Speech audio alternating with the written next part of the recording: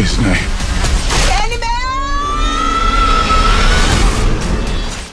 Hey everyone, Mr. DVB here. In today's video, I'm bringing you guys a review for the new Candyman film, which is not a remake, it is actually a sequel to the 1992 original, which I wasn't quite aware of going into this movie. I luckily watched the original right before seeing this, so it made more sense to me. But this is a movie that I wasn't really excited for it or anything, but after watching the original, I decided I would check it out. So I saw it last night, and this is an okay movie in my opinion. There was things about it that I liked, but for the most part, I felt like it was it was just too rushed, was I guess my big issue. The movie's only like an hour and a half long, including credits, so it's even shorter than that once you remove them. And I think this could have easily been closer to 2 hours, and it would have benefited from that, because especially the first Candyman, it's not like a typical slasher film. There is more depth there. And this movie had some elements that I was really interested in that were kind of cut down on because of that runtime, which was unfortunate. I think the movie is extremely well made. Like, it's very, very well directed. It's made by Nia DaCosta. This is her first feature-length film, at least her first big one. She's going to be making an MCU movie soon, which is The Marvels, which will be interesting to see. And I think she did a great job from a directing standpoint. Like I said, the movie is very well made. The cinematography is fantastic. I really like the look of a lot of the shots. They're very well placed. The movie has a really cool style to it with the way it handles flashbacks by having like these paper shadows, which I just thought was really, really cool. Shadow puppets is what I should say. They were really well handled, and I just thought it was a cool visual style to have. Unfortunately, this movie's weakness is its script. This is not a well-written movie. The dialogue is pretty poor for the most part.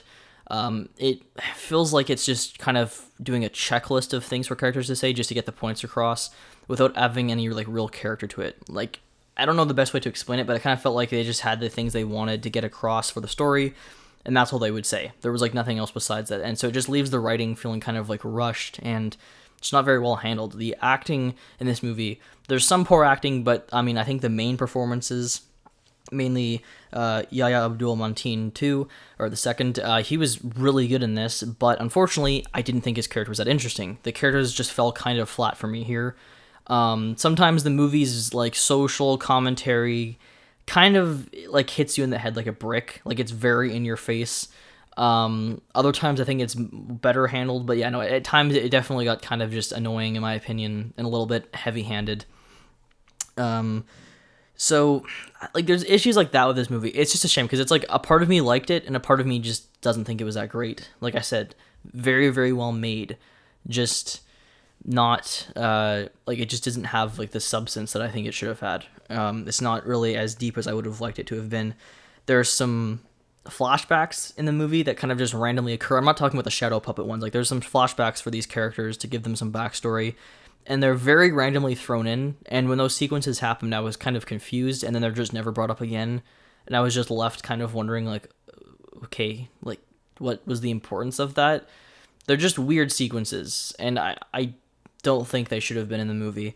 They could have been cut easily. Like I said, it feels like the movie is just missing, like, 20 or 30 minutes. Like, it could have been that much longer, but it also feels like it's missing, right, like, sequences. Like, there's just gaps in this movie that were just odd in my opinion.